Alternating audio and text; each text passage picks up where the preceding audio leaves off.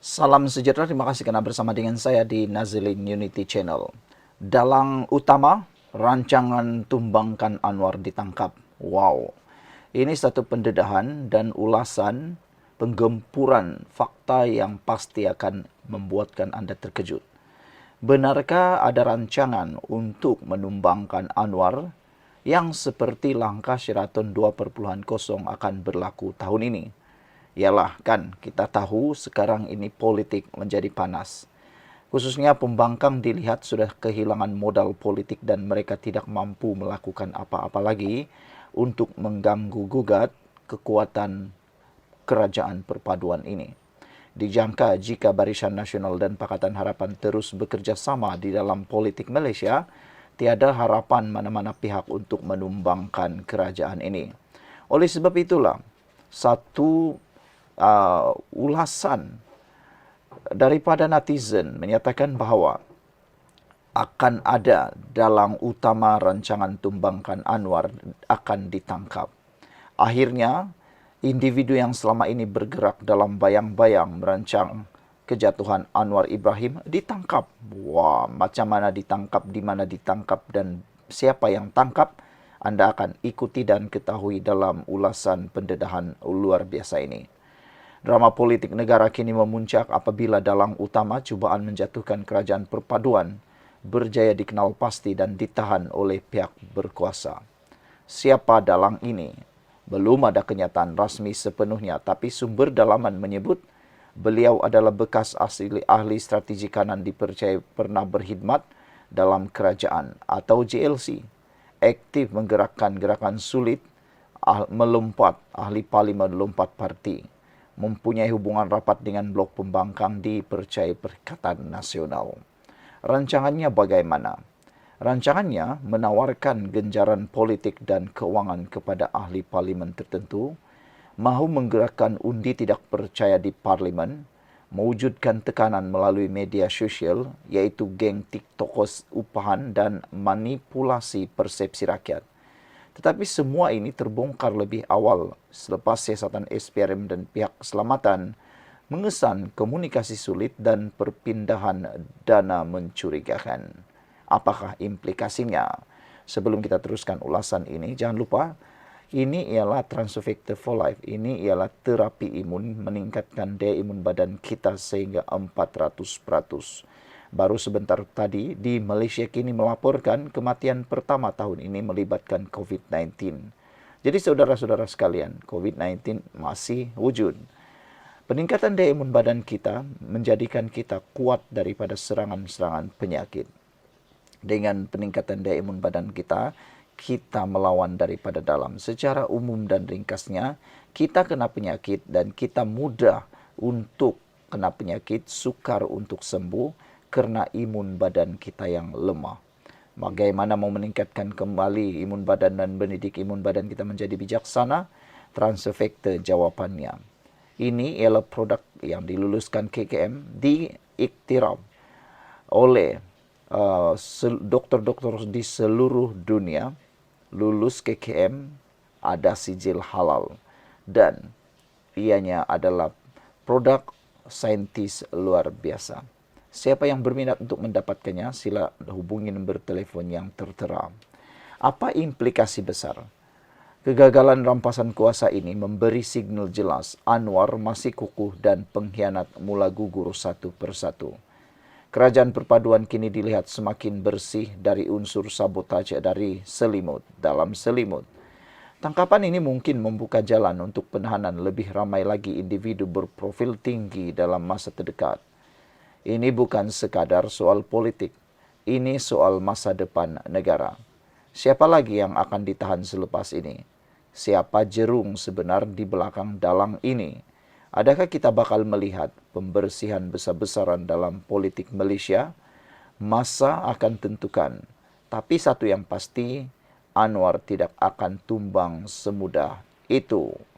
Saudara, dalang ditangkap, siapa dalaman khianati Anwar? Itu antara isu yang membawa kita kepada perbualan kali ini. Kita jumpa lagi. Bye-bye. Salam sejahtera. Terima kasih kerana bersama dengan saya di Nazilin Unity Channel. Benarkah Rafizi, Khairi Jamaluddin, dan 11 ahli parlimen sepakat membina kubu baru atau membina parti baru? Siapa 11 ahli parlimen itu? Dan apa tujuan dan apa pula nama parti baru itu? Kita akan rungkai dan ulas itu pada malam ini. Hari ini politik Malaysia bergegar semula. Rafizi Ramli, Khairi Jamaluddin, dan 11 ahli parlimen lain dikatakan sedang merancang penubuhan parti baru. Satu blok yang penuh dengan tenaga pembaharuan dan agenda reformasi atau reformis. Caranya bagaimana? Rupa-rupanya cadangan awal ini datang daripada pemimpin UMNO, Puat Zarkasi. Kononnya elok kalau Rafizi, Khairi Jamaluddin, Nik Nazmi, Syed Saddiq Syed Abdul Rahman, Larry Seneng, dan beberapa lagi orang lain menubuhkan parti sendiri. Ini bukan spekulasi kosong. Rafizi telah pun meletak jawatan Menteri Ekonomi pada 17 Jun. Dan Nik Nazmi mengumumkan letak jawatan sebagai menteri. Khairi meskipun menolak kabar balik kembali kepada UMNO, dilihat semakin aktif di luar politik rasmi, menerusi podcast serta penampilan korporat, membina pengaruh baru di luar gelanggang rasmi. Strategi dasar ini buat parti baru dengan 11 ahli parlimen betul-betul boleh goyahkan Pakatan Harapan atau Kerajaan IT atau Perikatan Nasional. Ikuti terus ulasan ini. Baik, saya nak kongsi dengan anda semua, ini Transovector for Life. Ini bukan ubat.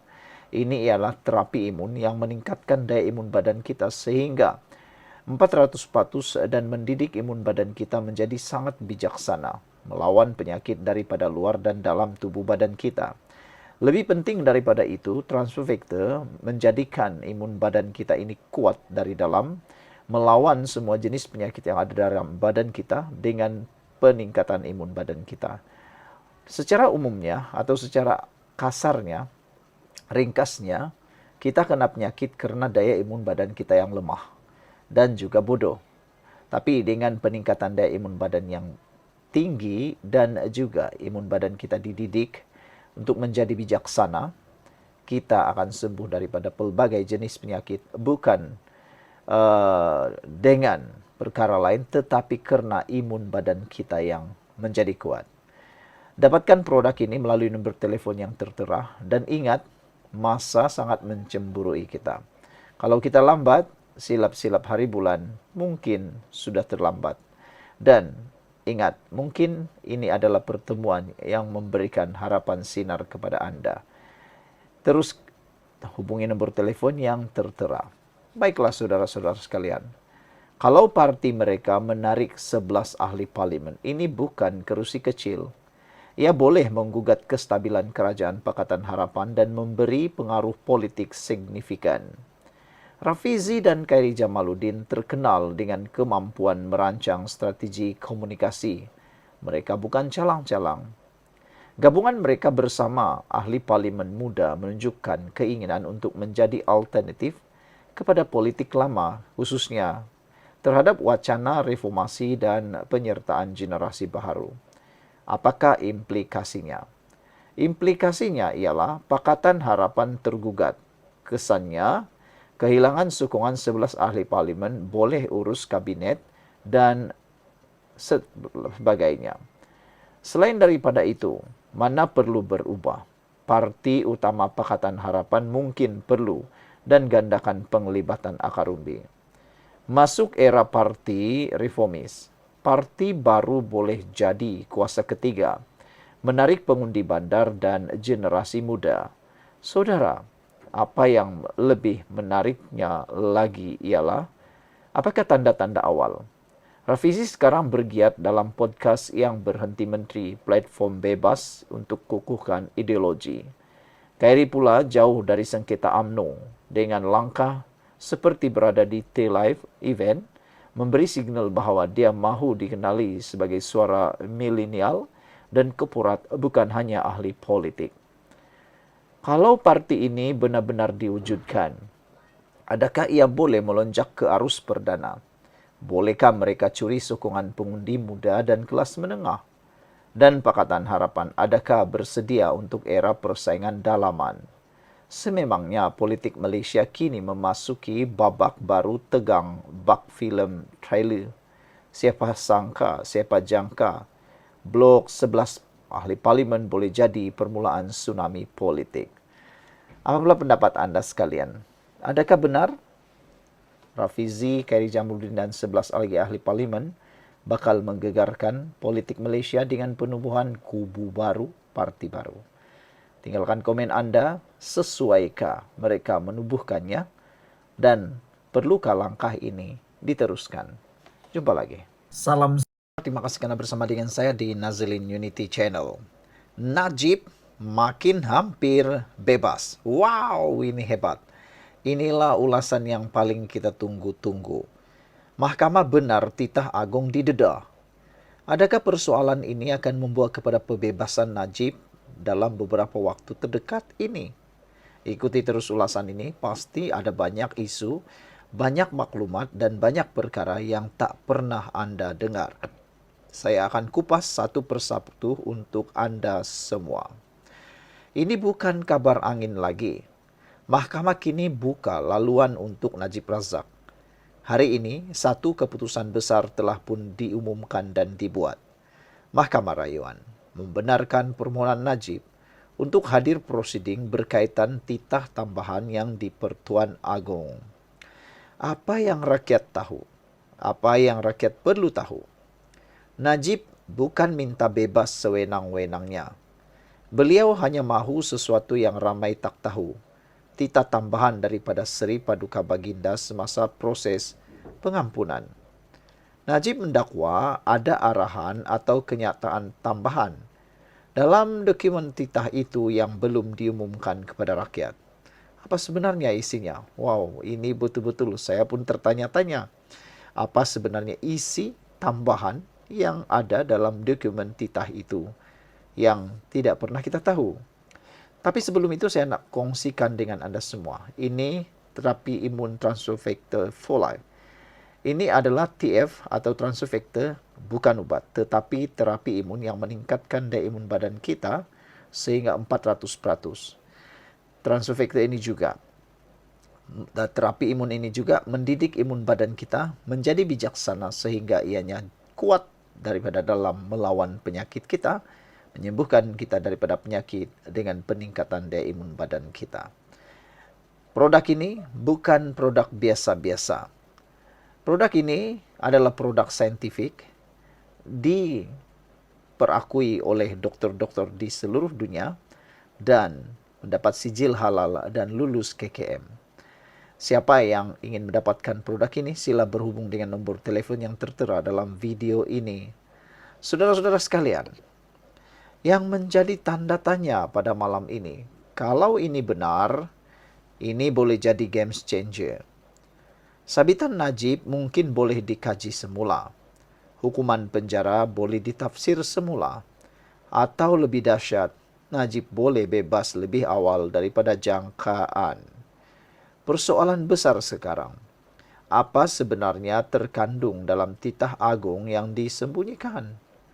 Kenapa Najib begitu yakin mahu didedahkan dokumen itu di mahkamah? Dan kenapa kerajaannya nampaknya macam resah? Najib tersenyum keluar dari mahkamah. Rakyat mula tertanya, adakah ini langkah pertama ke arah pembebasan atau kebebasan penuh Najib Razak? Bosku bukan saja hidup, tapi makin hampir keluar dari jeraji besi dengan kehormatan. Sekarang Malaysia sedang perhati. Musuh politik makin gelisah. Najib pula mungkin kembali. Adakah dengan ini, dengan pengumuman daripada mahkamah sebentar tadi yang membenarkan Najib hadir dalam prosiding rayuan titah addendum ini, menjadi satu titik tolak kepada game changer terhadap Najib? Dan persoalan besar sekarang juga berulang. Apa sebenarnya yang terkandung dalam titah agung yang cuba disembunyikan itu? Kenapa Najib begitu yakin mahu dedahkan dokumen itu di mahkamah? Dan kenapa pula seakan-akan kerajaan nampaknya macam resah soal netizen. Sekian dulu untuk kali ini. Jangan lupa tinggalkan komen Anda, tekan butang subscribe. Bye-bye.